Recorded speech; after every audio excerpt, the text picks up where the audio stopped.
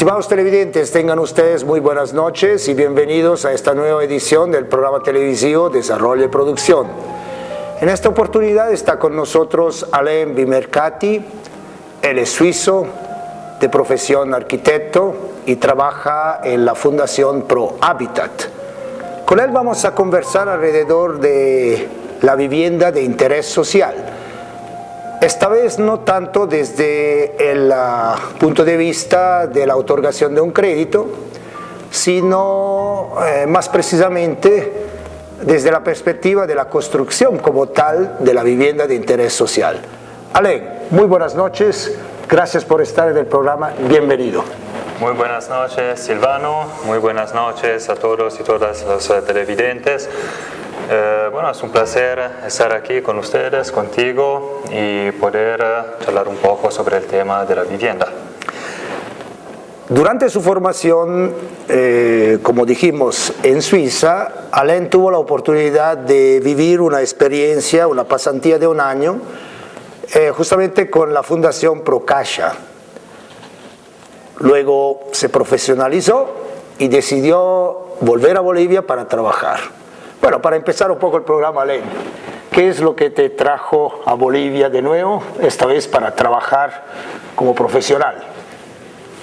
Bueno, una vez que obtuve el título en mi país, en Suiza, la idea era volver a Bolivia para seguir trabajando en el campo de la vivienda de interés social, porque es un tema que me interesa mucho, pero lo que más me había interesado cuando hice la práctica era el componente social en los procesos de producción de la vivienda y del hábitat que se desarrollan en algunos proyectos con algunas instituciones aquí en Bolivia. Entonces esta fue la razón principal por la cual decidí volver aquí en Bolivia, y la posibilidad también de trabajar, de seguir profundizando estos temas.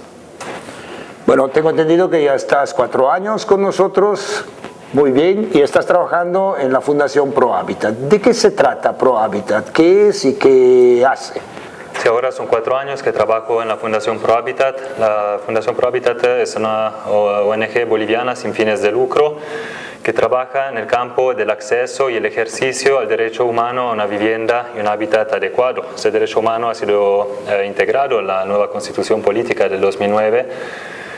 Y bueno, entonces tiene varios componentes. La Fundación Pro Habitat ha trabajado sobre todo en el componente físico de la vivienda, pero desde un punto de vista más social, o sea, considerando que los procesos participativos son fundamentales para desarrollar un hábitat adecuado. Tengo entendido que el Estado como tal propone 3 programas relacionados con la vivienda de interés social. ¿Puedes un poco presentarnos esos 3 programas?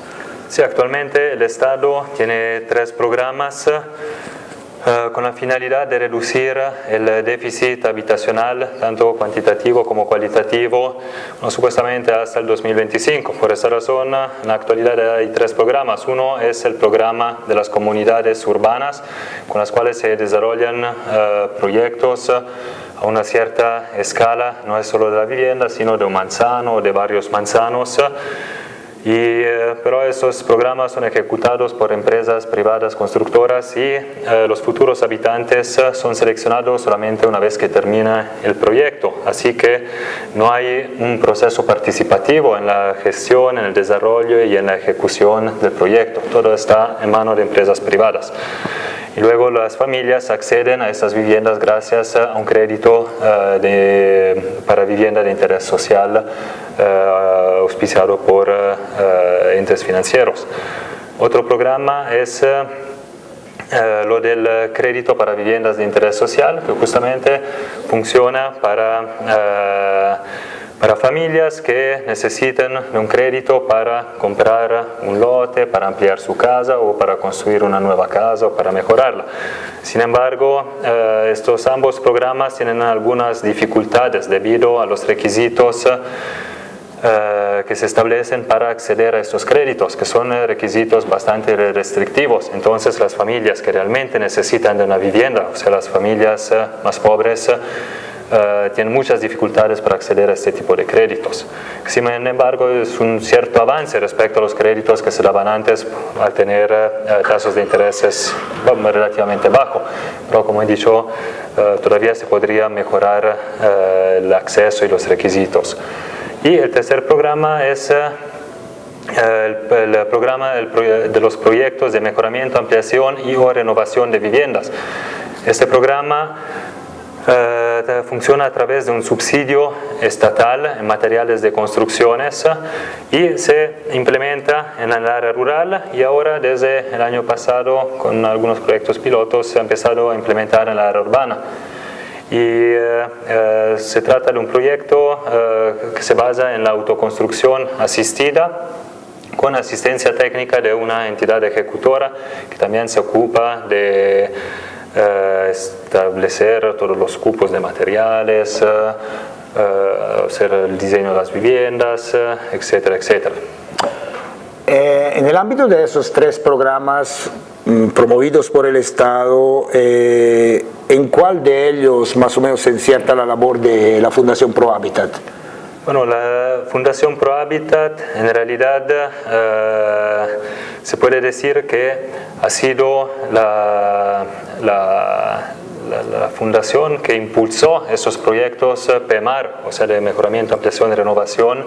En sus 25 años de experiencia ha ido desarrollando una metodología basada en la participación de los habitantes, de los vecinos, para el desarrollo de proyectos habitacionales. Y al principio nació como proyectos de vivienda saludable, sobre todo en la área rural, para luchar contra el mal de Chaga, la propagación del vector de la vinchuca.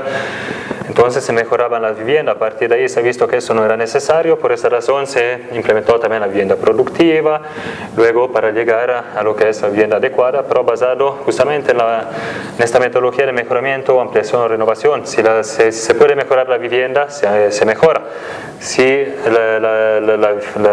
la familia es numerosa, si hay varias personas en la familia, entonces también se puede ampliar la vivienda, o si la vivienda existente está realmente en un mal estado, se decide de renovarla, o sea, construir una vivienda nueva. Entonces, en varios proyectos, poco a poco esta metodología se ha involucrado y se ha vuelto en un programa de vivienda del Estado. Brevemente, vivienda productiva, escuché, ¿de qué se trata? La vivienda productiva es una vivienda que se construye considerando no solo las necesidades habitacionales de las familias, sino también de las necesidades económicas. Entonces, la vivienda productiva, por ejemplo, se ha implementado en el trópico de Cochabamba, porque ahí muchas familias tienen su terreno donde cultivan fruta, verduras. Entonces, el hecho de poder disponer un ambiente adecuado en su vivienda para producir, para elaborar alimentos o para cualquier producto, eso se ha visto como una necesidad misma de la familia para que mejoren no solo sus condiciones habitacionales, sino también económicas. Una maravilla. Bueno, atrás de estos programas que promueve el Estado, aparentemente aparece el componente de ayudar a las familias de escasos recursos a conseguir una vivienda. Sin embargo, creo que la labor que realizas, Alain, juntamente a la Fundación Pro Habitat, va mucho más allá de simplemente dotar de una construcción, dotar de un techo a una familia de escasos recursos. Sí, exacto. En todo lo que concierne el tema vivienda y hábitat, en la Fundación Pro Habitat, pero también en otras organizaciones bolivianas que trabajan en este sector y que han luchado para integrar el derecho humano a una hábitat y vivienda adecuada en la Constitución Política del 2009, siempre se ha considerado que la vivienda no es el fin, sino es el principio, es un medio para un desarrollo comunitario sostenible. Porque el problema cuando son empresas privadas constructoras que desarrollan proyectos de viviendas de interés social, ellos tienen su modelito de vivienda y claramente por temas económicos, porque también buscan su beneficio económico, los proyectos deben ser los más cortos posible y deben ser desarrollados de la manera más eficiente. Así que solo tienen algunos modelitos de vivienda e imponen esos modelos a las familias. Así que las familias no entienden el proceso y sobre todo al final no valorizan la vivienda. Y bueno, al final solamente se trata de hacer cuatro paredes y un techo y termina ahí, y no se considera lo que es el hábitat, lo que es el entorno, lo que es el barrio, lo que es la vida comunitaria. Así que en este caso se ve la vivienda como un medio para hacer participar a las familias. Por ejemplo, en esta metodología PEMAR, lo que se desarrolla bastante es el tema de los talleres de albañilería, porque son proyectos de autoconstrucción asistida con asesoramiento técnico de la Fundación, pero se aprende haciendo, o sea, a través de talleres de albañilería que se hacen en las casas, generalmente de casos sociales, de las familias que más necesitan o que tienen más dificultades. Entonces, en estas casas se convoca a todos los participantes del proyecto para hacer los talleres de albañilería, así que la gente aprende construyendo la casa de las familias más pobres o de madres solteras o tal vez de personas con discapacidades físicas.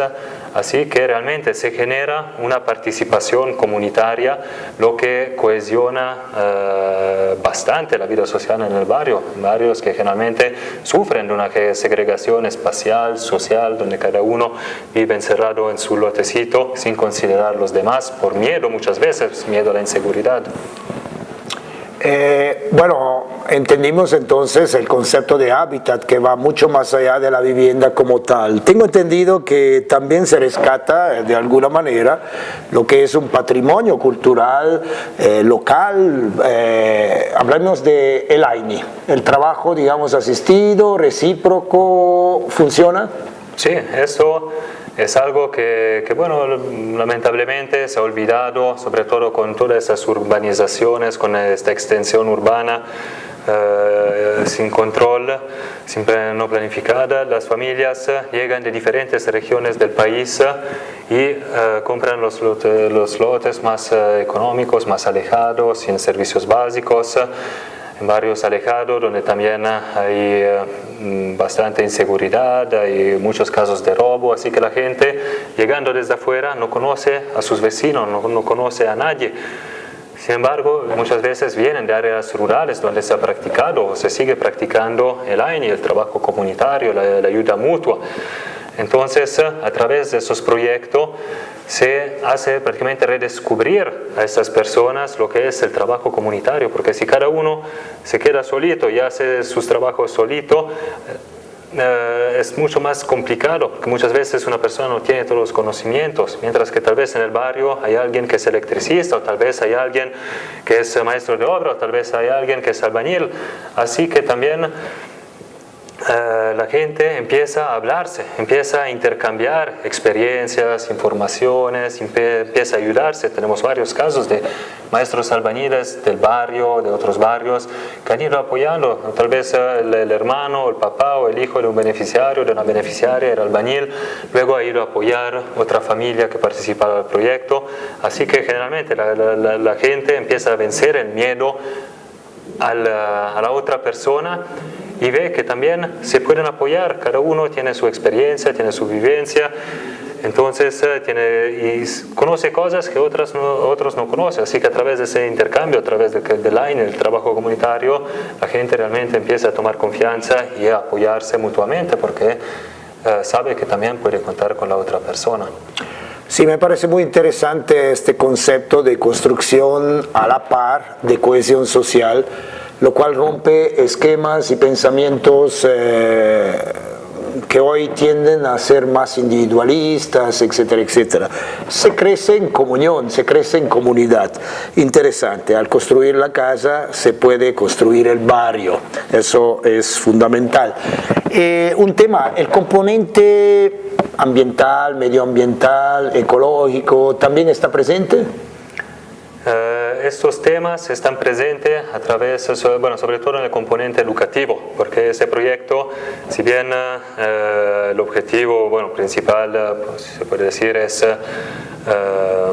construir una vivienda que sea adecuada, Hay varios otros componentes que son fundamentales. Uno es el social, del cual hemos hablado, y el otro es el componente educativo. En este proyecto hemos contado con un educador, pero generalmente en esta metodología, el componente educativo de información, intercambio de informaciones, de aprendizaje es sumamente importante, y eso no solo con el beneficiario o la beneficiaria del proyecto, sino con toda su familia. Y también está abierto a a las personas interesadas en el barrio. Entonces se trabaja con jóvenes, con niños, con adultos, con personas mayores.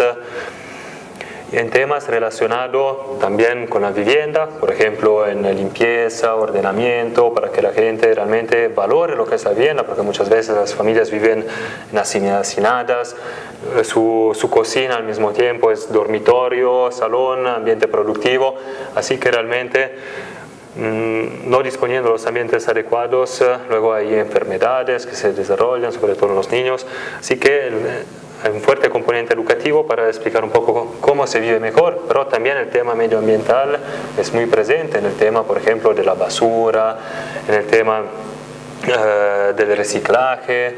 Entonces se explica a través de talleres muy intuitivos, justamente también mostrando concretamente con ejemplos cómo se gestiona la basura, por qué es importante separar, o el tema del agua, cómo se puede reciclar el agua. En la zona sur donde hemos trabajado el tema del agua es realmente gravísimo.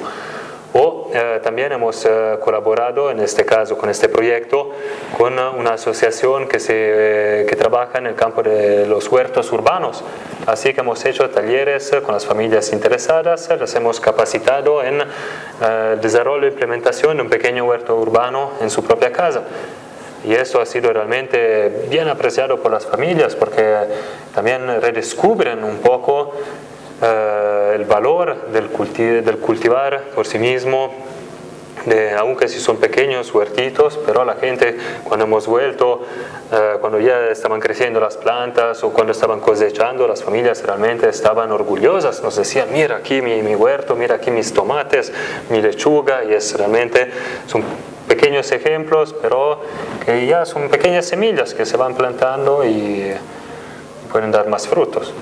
Claro que sí, es decir, un poco crear momentos de felicidad en un ámbito barrial es importante, porque evidentemente la gente aprende a estar juntos, aprende también a enfocar sus problemas, sus dificultades, sus necesidades desde un punto de vista más colectivo, ¿verdad?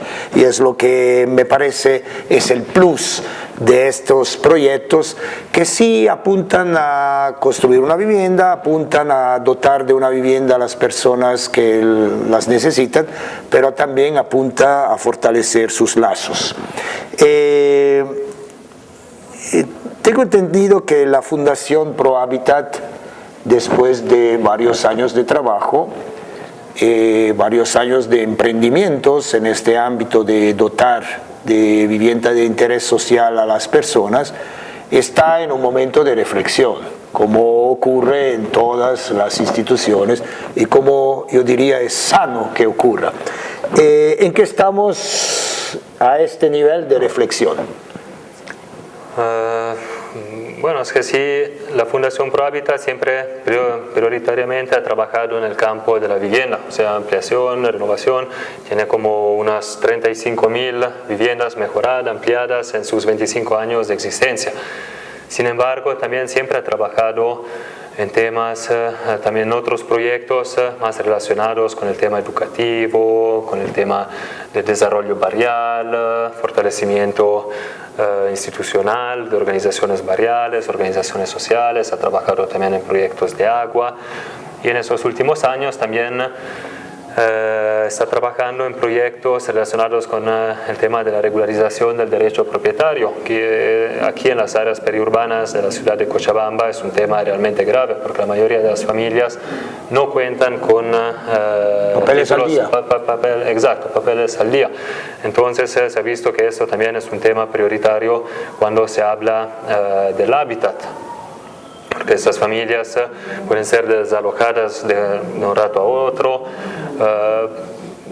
tienen que pagar multas carísimas en los procesos de regularización, se les puede, o bueno, sufren cualquier tipo de estafa, sea por profesionales como arquitectos, abogados, notarios, así que realmente para garantizar el derecho a la vivienda uno de los componentes justamente es la seguridad de la tenencia, entonces está fortaleciendo un poco este tema.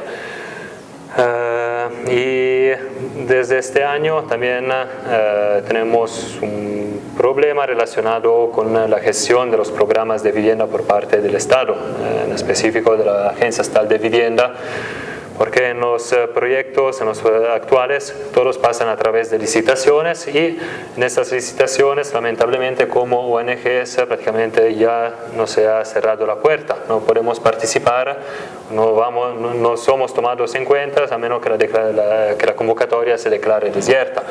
Por esta razón prácticamente para nosotros es imposible participar a proyectos de vivienda del Estado en la actualidad. Bueno, esto ya se le ha hecho notar, entonces tal vez ha sido un error, tal vez no sabemos, sin embargo, ya se ha comunicado a personas en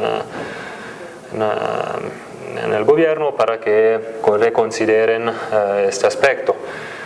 Sin embargo, bueno, también hay que considerar que, sobre todo en la área urbana, un proyecto de mejoramiento, ampliación solamente de la vivienda ya no es suficiente. Cochabamba está sufriendo un problema gravísimo relacionado con la expansión urbana sin control y horizontal, lo que consuma muchísimos recursos naturales limitados, entre los cuales el suelo, por eso también hay una especulación en el mercado del suelo enorme. Entonces hay que pensar en otra forma de desarrollo urbano, en el cual ya no se mejora solamente la viviendita o la casita, sino hay que empezar a considerar intervenciones que sean a escalas barriales o por lo menos a escala del manzano para que realmente se propongan alternativas que sean sostenibles en el tiempo y esas alternativas que consideren también procesos de densificación, pero no se está hablando de una densificación urbana como se habla en ciertos sectores de 10 pisos o hasta 40 pisos, nada que ver, una densificación a escala de los seres humanos, o sea, de 2, 3 hasta máximo 4 pisos, con la cual permita luego generar espacios colectivos, espacios públicos, áreas verdes para la colectividad. Porque estos procesos participativos se pueden fortalecer también si el espacio construido favorece el intercambio. Porque claramente la vivienda no es el fin, pero hay manera y manera de hacer viviendas, de construir barrios. Entonces, si se puede asesorar a las familias para que realmente se logre crear un barrio sostenible, adecuado a escala de los seres humanos y también a escala, bueno, que tenga un impacto positivo a nivel medioambiental, eso realmente sería es un desafío muy grande respecto a las problemáticas que tenemos actualmente en Cochabamba, que se está volviendo en una ciudad siempre más insostenible, siempre menos a medida de los seres humanos y en la cual lamentablemente el tema medioambiental es totalmente descuidado. El que paga las consecuencias. Sí. Bueno, Alain, de todas maneras, ahí están dados un poco los desafíos y bueno, se necesita, desde mi punto de vista, seguramente el concurso digamos así, de la sociedad como tal, en su conjunto, una sociedad cada vez más crítica en el análisis de lo que está sucediendo. Se necesita el concurso del Estado, de sus unidades participativas en este contexto y desde luego de las organizaciones que están metidas un poco en lo de la urbanización, en lo de las viviendas, etcétera, etcétera. Perfecto. Y como cooperante externo, Alain, ¿cuál es un poco la visión de tu futuro? Bueno, por el momento sigo trabajando en la Fundación ProHábitat, pero justamente yo, después de 4 años de trabajo, he ido aprendiendo muchísimas cosas, me quedan por aprender un montón más. Esto en toda la vida se sigue aprendiendo, lo más importante es seguir teniendo la curiosidad. pero justamente por los procesos internos que estamos teniendo actualmente en la Fundación, habrá que ver un poco cuáles líneas se va a privilegiar. Entonces se van a privilegiar ciertas líneas en las cuales yo ya no puedo aportar mucho o de manera muy moderada. Entonces habrá que ver también cómo, de cuál manera se puedan un poco enfrentar estos desafíos de los cuales hemos hablado anteriormente, que yo creo que es un debate muy importante y necesario en la actualidad en Cochabamba, porque la mayoría de los profesionales en el campo de arquitectura no hay un debate crítico sobre la producción arquitectónica contemporánea, sobre el tema de la participación en los procesos de desarrollo de la ciudad. Todo está impuesto siempre desde arriba y entonces habrá que ver, de encontrar tal vez una manera para proponer, para debatir sobre estos temas y ojalá poder realmente implementar un proyecto piloto sostenible, pero cómo va a ser, bueno, todavía está abierto. Esos son temas, el tiempo lo va a decir. Muy bien, Alain. Hablas de que has tenido aprendizajes, ¿verdad? Casi la última pregunta. En términos de material para la construcción de estas viviendas de interés social, ¿hay algún redescubrimiento, alguna cosa un poco especial, el utilizo de materiales más adecuados, etcétera, etcétera? Lamentablemente en los proyectos financiados por el Estado no se contemplan materiales locales y eso realmente es una pena. Por el otro lado, también en el campo arquitectónico, los profesionales, arquitectos, es como si tuvieran un poco miedo, le falta un poco el coraje para redescubrir, para revalorizar estos materiales como el adobe, como la piedra, materiales locales, económicos, que tienen buenas propiedades térmicas, acústicas. Entonces yo creo que esto también es parte del desafío, volver a revalorizar, reutilizar estos materiales y proponer proyectos justamente que contemplen este aspecto que se puede también definir como ecológico y sobre todo sostenible. Bueno, edificación es sostenible. Bueno, no es fácil, ¿no? Porque seguramente también tenemos que luchar contra ciertos paradigmas, ciertas mentalidades. Adobe igual, probablemente, algo no moderno, ¿verdad? Bueno, pero ahí están también los desafíos a ese nivel. Muy bien, Alain, muchísimas gracias por haber estado con nosotros en esta nueva edición del programa televisivo Desarrollo y Producción. A veces pensamos siempre en el desarrollo partiendo de grandes proyectos, partiendo de grandes ideas, pero hoy tuvimos la oportunidad de estar con Alain Vimercati, un arquitecto formado en Suiza y que trabaja en el ámbito de la vivienda de interés social, donde da mucho énfasis a la participación de las personas, a la creación de cohesión social, a la fuerza que está donde tiene que estar, la energía, el entusiasmo que está en las personas. El desarrollo parte de las personas, de sus grandes voluntades, de sus grandes deseos de emancipación, pero que sea a la medida del ser humano. Eso hemos aprendido de Alain Vimercati. Estimados televidentes, esperamos que este programa haya sido de su agrado. Hasta una próxima oportunidad. Gracias por estar con nosotros. Muy buenas noches.